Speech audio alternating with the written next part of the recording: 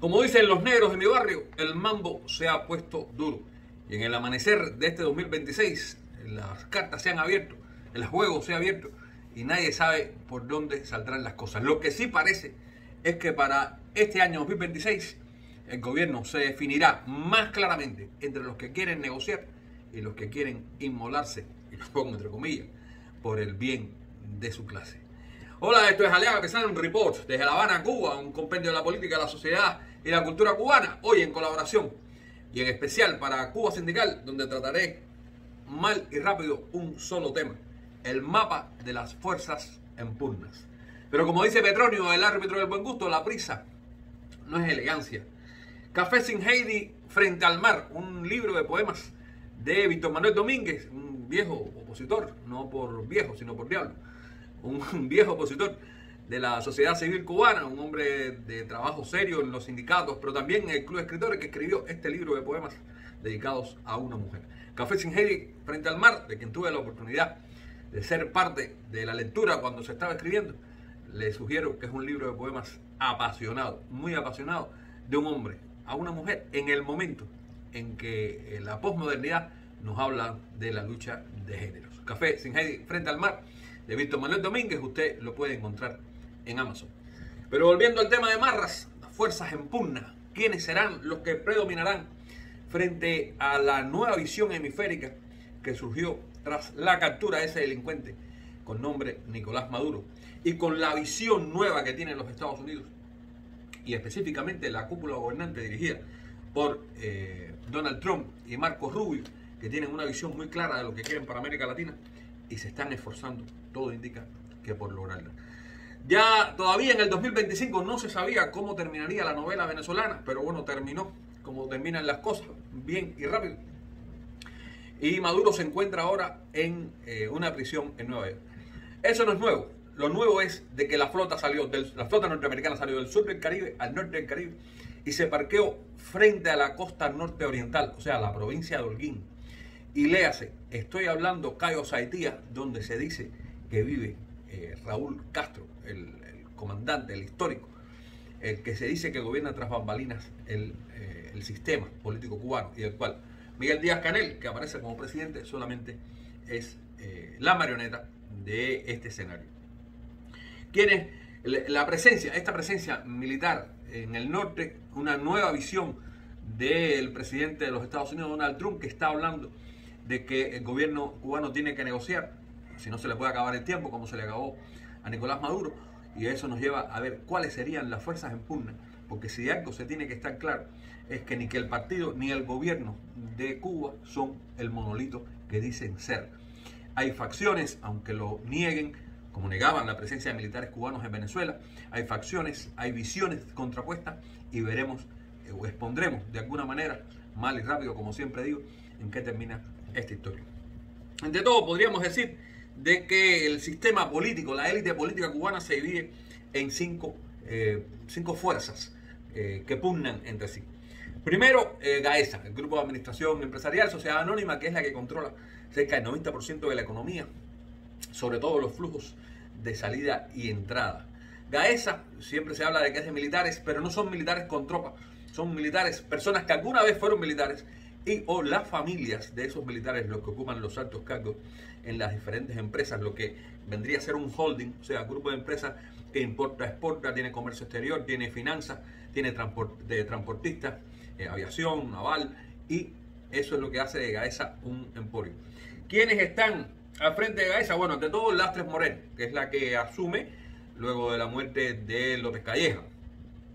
Pero también se habla del general de brigada Latov Carmenate, del coronel Horaza Batustí y por supuesto de Álvaro López Miera, porque si es de los militares, y ojo, después voy a hablar del tema, es que es de un grupo de militares, no de los militares. Los militares es otra clase y puede dar sorpresas llegado el momento.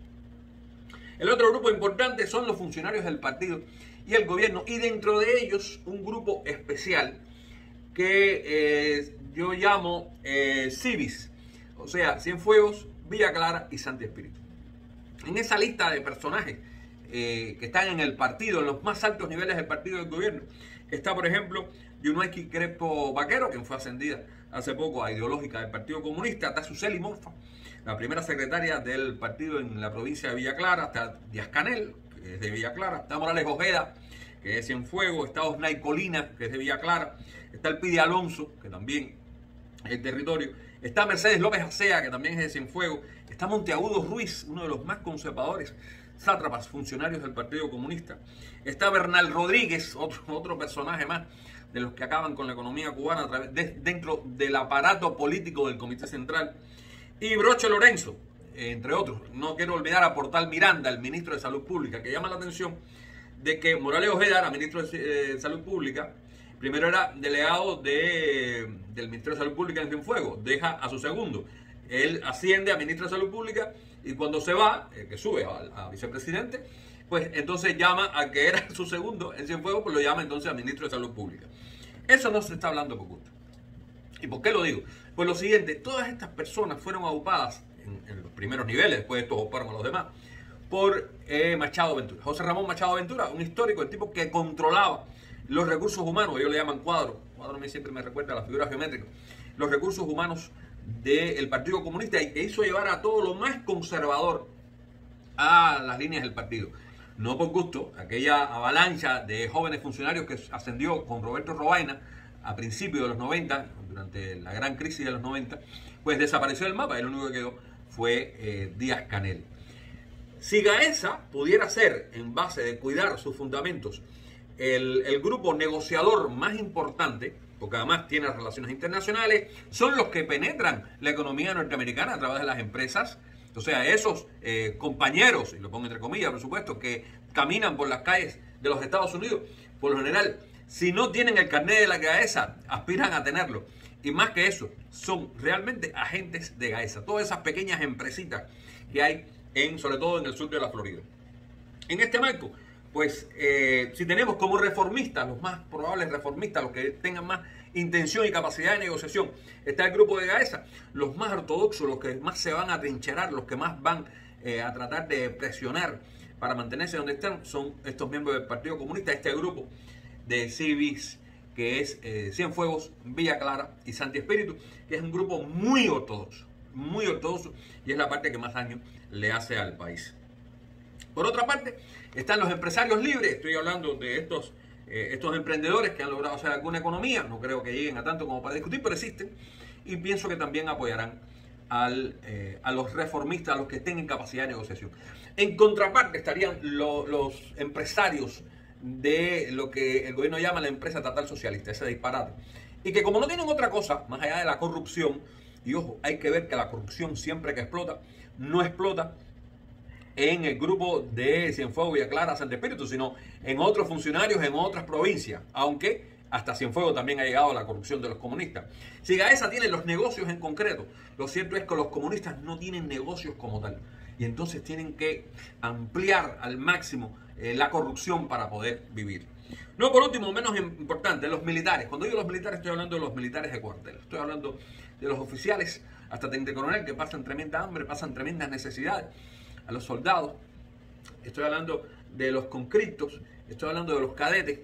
Ahí puede haber un grupo muy con el cerebro lavado, demasiado para poder entender de lo que va el asunto, y puede ser también de los grupos más conservadores. Recuérdense que durante el 11J la mayoría de los jóvenes que iban supuestamente vestidos de civil a golpear a los manifestantes eran estudiantes de las escuelas de cadetes de La Habana.